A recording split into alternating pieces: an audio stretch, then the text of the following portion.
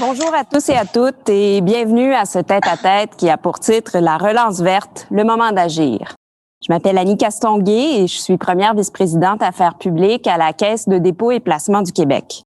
On le sait, la crise de la COVID-19 a été un test important pour l'économie mondiale.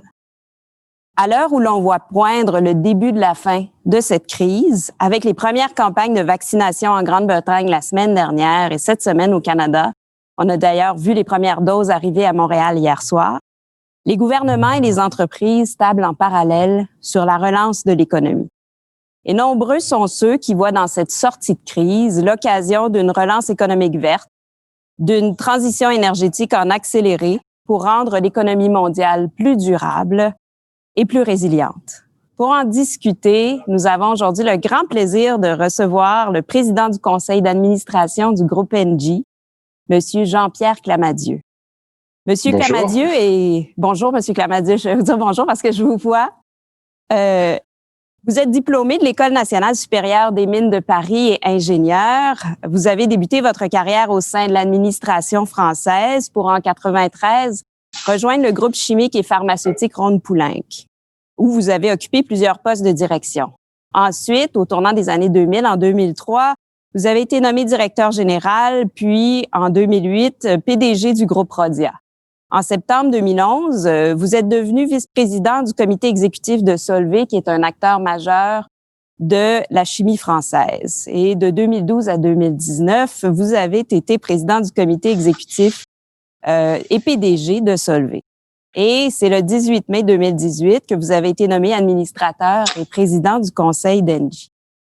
Et vous me permettrez de dire quelques mots pour dire qu'Engie est évidemment un partenaire très important pour la CDPQ parce que, ensemble, depuis 2019, nous sommes investis dans la société TAG, qui est le plus important réseau d'infrastructures de transport de gaz naturel au Brésil. C'est un réseau stratégique pour le pays qui représente 47% de l'ensemble des infrastructures gazières du Brésil et qui dispose d'un potentiel de développement important avec, entre autres, le transport de gaz renouvelable. Donc aujourd'hui, pendant cet entretien, nous allons aborder avec M. Clamadieu l'impact de l'actualité de la dernière année sur le secteur de l'énergie et les activités d'Engie. Nous discuterons aussi des gestes que compte poser l'entreprise afin de contribuer de façon importante à la relance verte de l'économie mondiale. Alors, bonjour, M. Clamadieu. Vraiment un très grand plaisir de vous recevoir aujourd'hui virtuellement à Montréal. Je dirais que mon seul regret, c'est de ne pas être assis à côté de vous. J'aurais été ravi de profiter de l'occasion pour retourner à Montréal, mais malheureusement, je suis dans mon bureau à Paris, à la Défense, et ça fait à peu près 9 mois que je n'ai pas pris l'avion pour me déplacer, mais je suis très heureux que grâce à la technique, nous puissions échanger ensemble. Oui, tout à fait. Alors, je vous propose tout de suite de sauter dans le vif du sujet en commençant par parler de la pandémie. Est-ce que vous pouvez nous expliquer de quelle manière le groupe Engie a traversé la crise de la COVID-19 et votre perspective sur ce que ça va changer structurellement à long terme pour l'entreprise et pour le secteur de l'énergie? Je crois qu'on l'a traversé avec, comme beaucoup de personnes, quelques convictions claires et puis une nécessité de s'adapter à une situation qui a évolué en permanence. Nous avons connu en France une période de confinement très sévère entre mars et mai dernier, puis une réouverture et un redémarrage de l'activité, et puis à nouveau depuis presque un mois une période de confinement.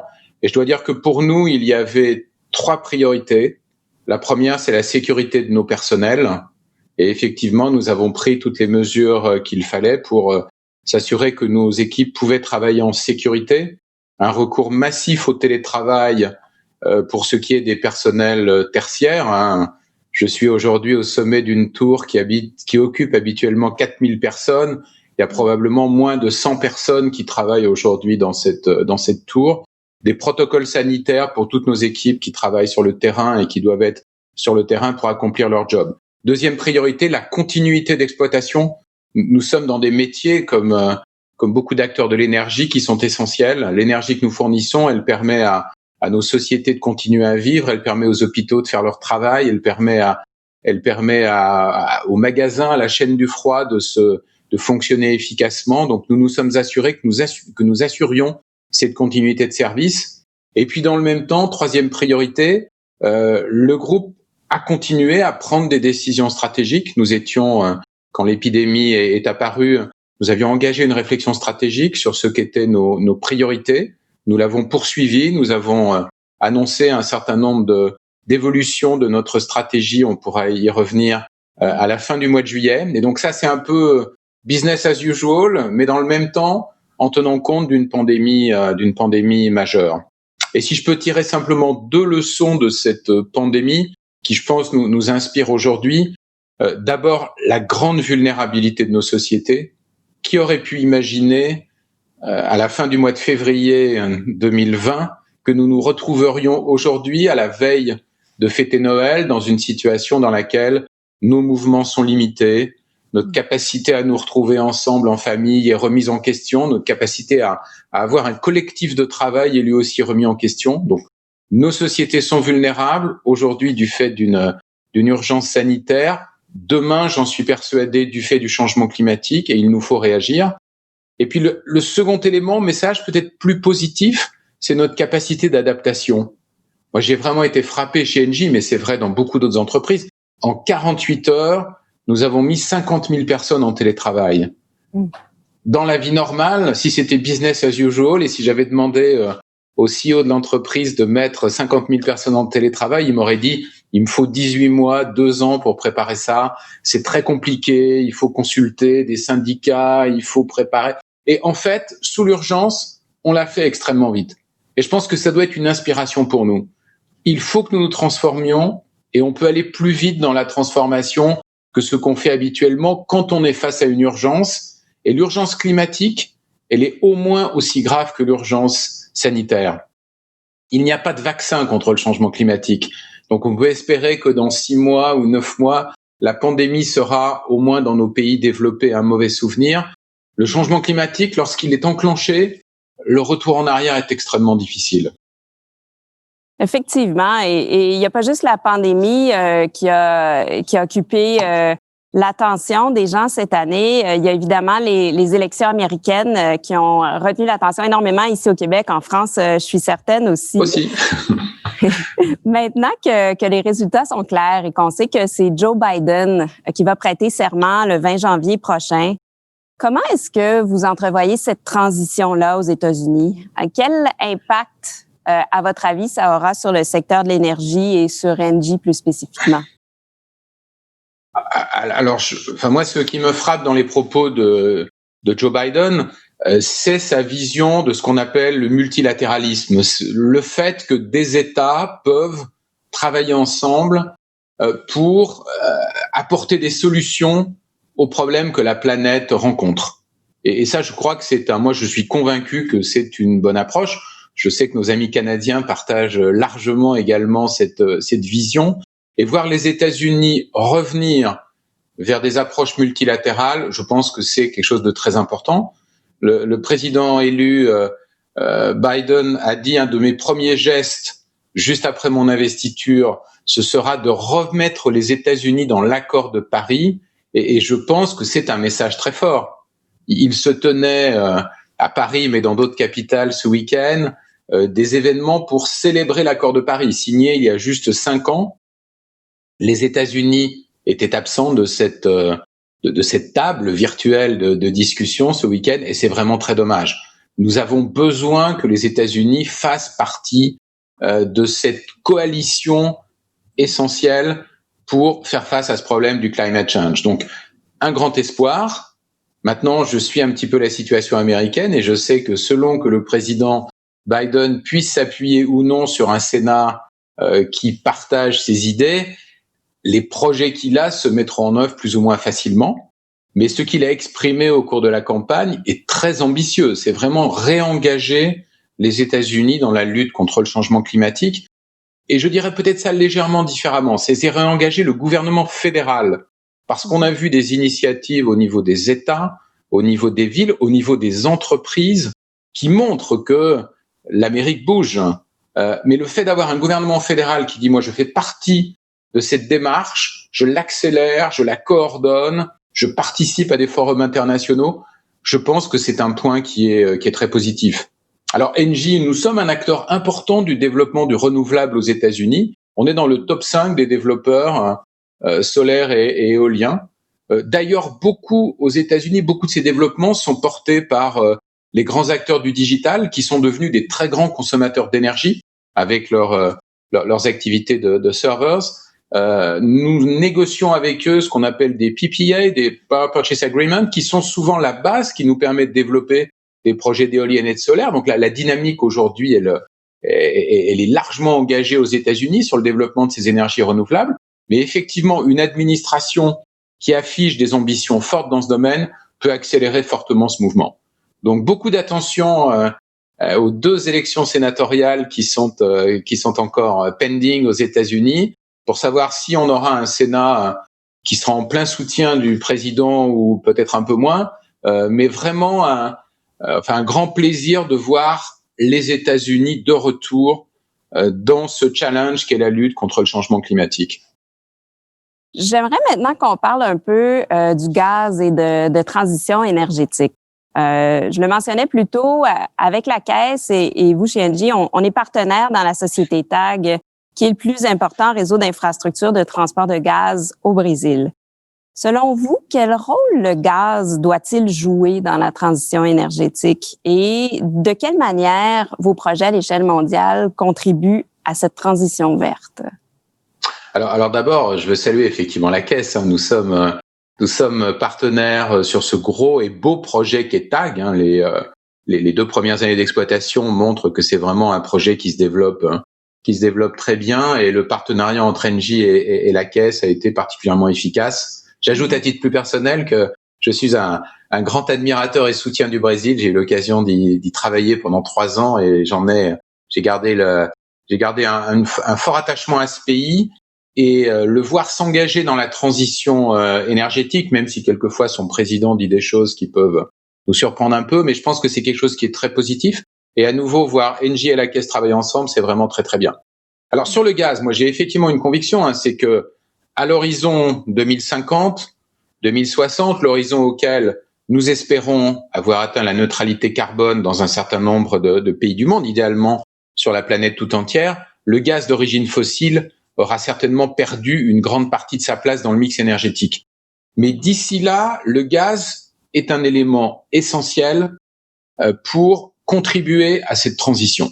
Et c'est vraiment une énergie de transition. Et d'ailleurs, coïncidence de calendrier intéressante, vendredi, il y avait un sommet européen à Bruxelles. Et dans la déclaration finale, puisqu'on a beaucoup parlé d'énergie, l'Union européenne a repris officiellement cet objectif de réduction de 55% de ses émissions de CO2 à l'horizon 2030 versus 1990. Dans les conclusions, le rôle du gaz était rappelé. Et c'était un point important parce que dans certains pays, face à certains stakeholders, le gaz est souvent contesté aujourd'hui et il faut rappeler le rôle qu'il joue. Transformer des centrales à charbon en centrales à gaz, c'est pour beaucoup de pays un élément essentiel de l'inscription sur une trajectoire de réduction des émissions de CO2. Par ailleurs, les qualités particulières du gaz, le fait qu'il se transporte et se stocke facilement, sont des éléments qui sont aussi essentiels.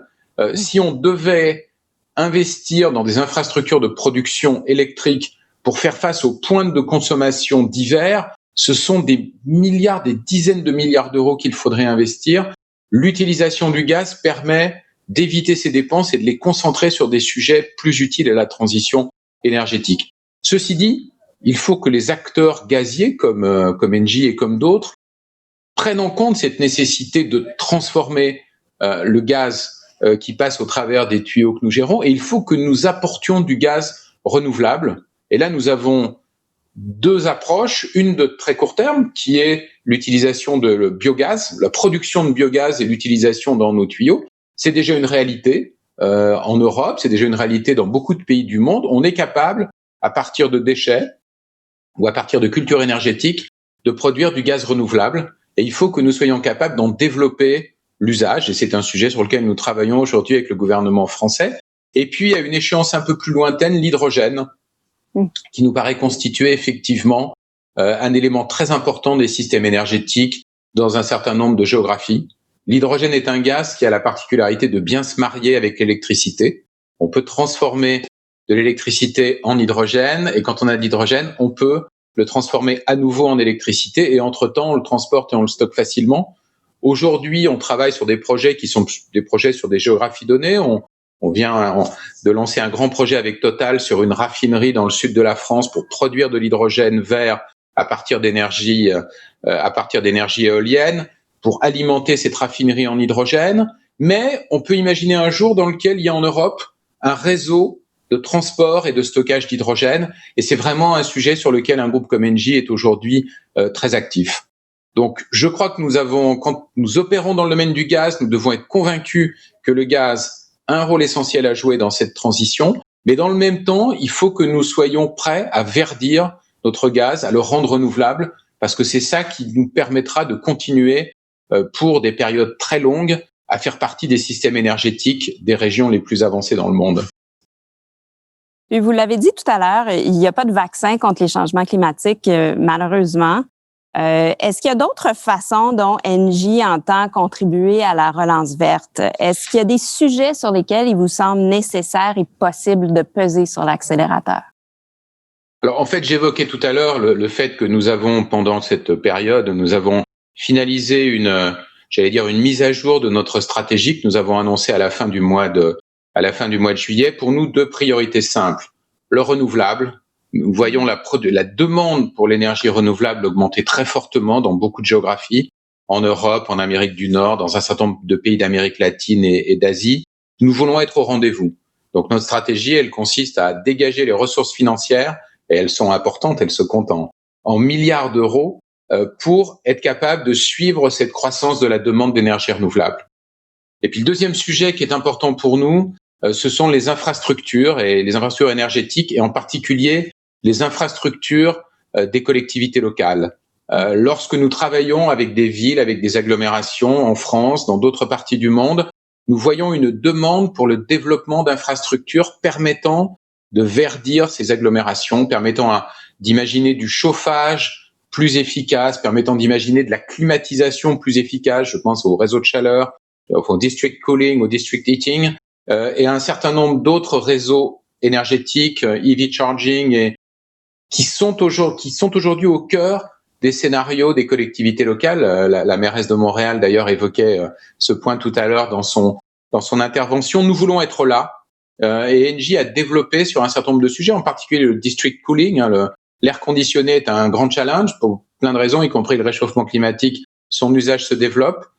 District cooling, c'est un moyen très efficace d'assurer la réfrigération d'un ensemble de bâtiments dans une agglomération. Nous avons une position de leader dans ces métiers, et nous voulons là aussi avoir les moyens de continuer à investir, peut-être d'ailleurs avec des partenaires comme la Caisse sur un certain nombre de projets, et c'est quelque chose qui pour nous est important. Donc pour nous, vraiment 2 priorités: renouvelables, infrastructure.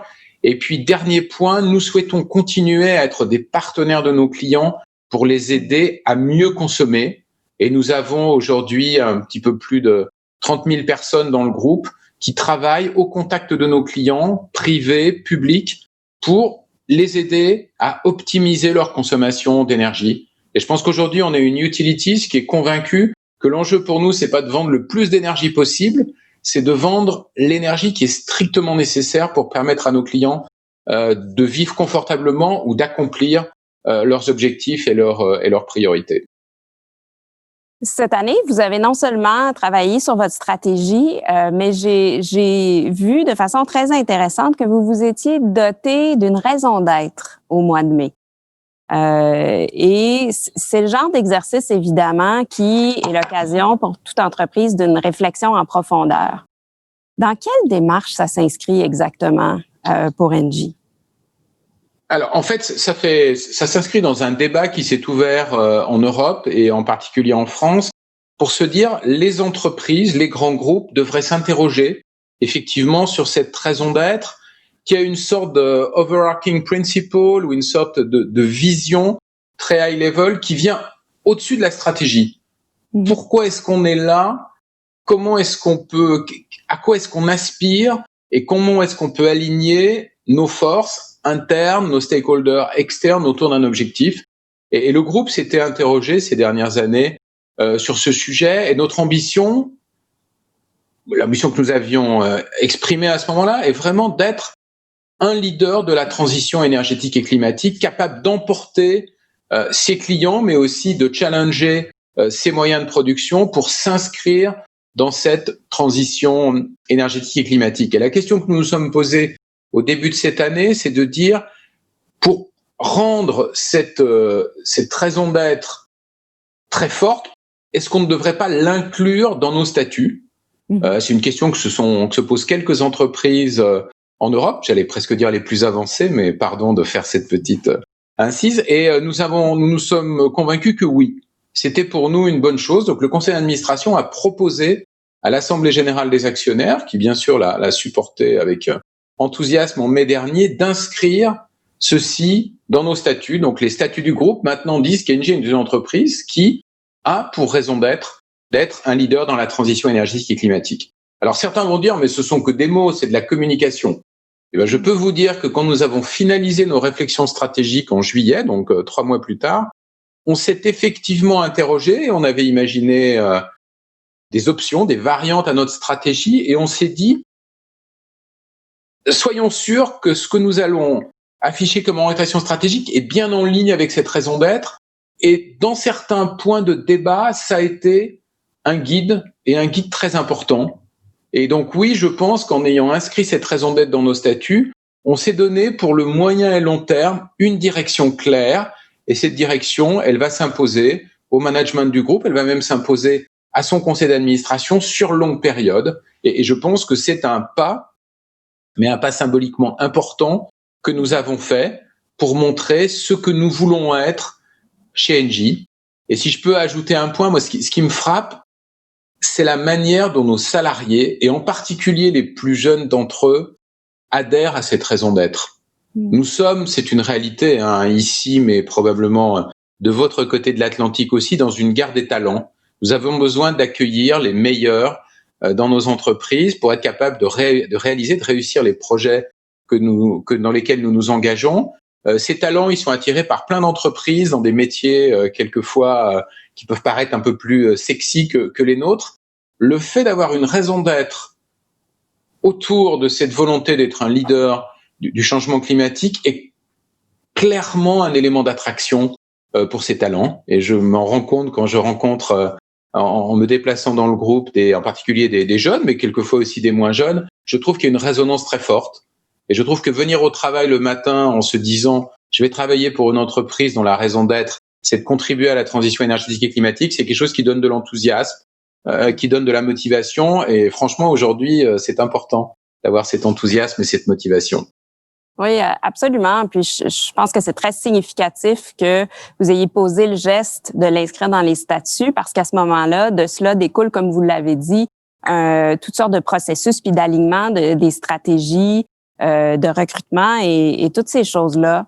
Donc, suite à cet engagement-là que vous avez pris, à quoi, à votre avis, va ressembler le Engie de 2030? Quelle est votre vision? Une fois que vous allez être arrivé après une dizaine d'années d'application de cette vision, quel est le portrait de l'entreprise que vous avez dans la tête? Je pense que pour nous, alors énergéticiens, ce qu'on regarde avec attention, c'est le mix énergétique. Donc, je pense que nous allons voir la part de renouvelables exploser avec les moyens importants que nous mettons sur le renouvelable. Aujourd'hui, nous avons à peu près 29 gigawatts de capacité de renouvelables, donc un tiers de notre capacité totale. Je pense que cette part va augmenter très fortement. Peut-être qu'en 2030, nous ne serons pas devenus renewable only. Il faudra un petit peu plus de temps. Et puis, nous savons que les centrales à gaz sont souvent des bons compléments des renouvelables. Et donc, le mix énergétique va continuer à se déformer.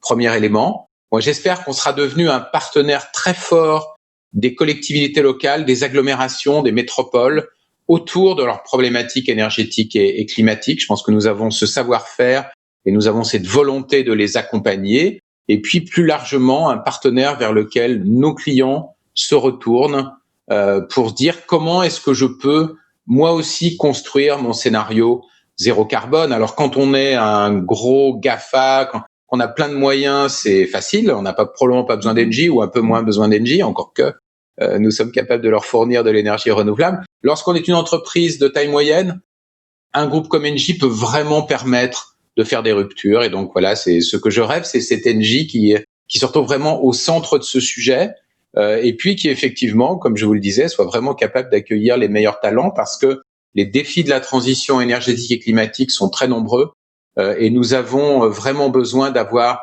les plus enthousiastes et les meilleurs dans les différents pays où nous opérons pour nous aider à apporter ces services à nos clients.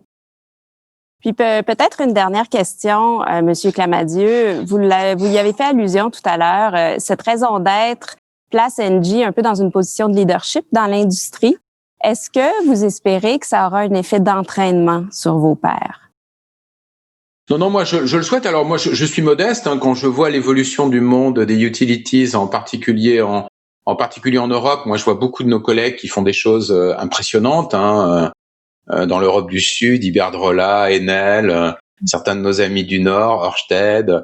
Donc je considère pas que nous sommes seuls, loin devant. Je pense qu'on fait partie d'un mouvement, et je pense qu'effectivement cette capacité des large utilities à se réinventer doit d'abord pousser ceux qui sont un petit peu plus en retrait à avancer eux aussi avec détermination.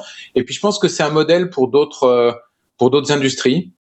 Moi, je viens de la chimie, j'ai passé 20 ans de ma carrière dans la chimie, qui est une industrie qui est elle aussi très challengée par ces problématiques de sustainability. Nous avons fait un certain nombre de mouvements dans la chimie, mais voyant ce qu'ont fait les utilities, je me dis que les chimistes pourraient placer la barre un petit peu plus haut. Donc oui, moi je crois beaucoup à l'effet d'entraînement, et je pense qu'un de nos rôles de dirigeants d'entreprise, et un rôle d'ailleurs de ce forum qui permet d'échanger entre dirigeants. Moi, j'ai eu la chance de participer à la version parisienne il y a quelques semaines, où j'ai entendu un certain nombre de mes collègues nord-américains exprimer avec beaucoup de conviction et présenter des projets qui me paraissent constituer eux aussi dans leur domaine des modèles.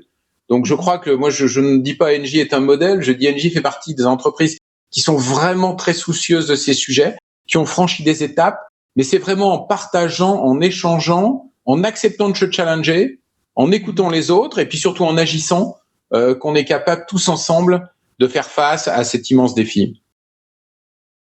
Alors, Monsieur Clamadieu, c'est tout le temps dont nous disposions ce matin. Je tiens à vous remercier. Ça a été vraiment un immense plaisir d'échanger avec vous ce matin. Vous remercier évidemment au nom de la Caisse, mais au nom aussi de la Conférence de Montréal à laquelle vous avez pu assister virtuellement ce matin. Donc, merci de l'avoir fait, et c'est évidemment avec beaucoup d'intérêt qu'on va continuer de suivre les développements sur ce sujet au cours des prochains mois. Merci beaucoup. Merci beaucoup et très bonne conférence. Et merci à vous tous et toutes d'avoir été avec nous ce matin. Je vous souhaite une excellente journée.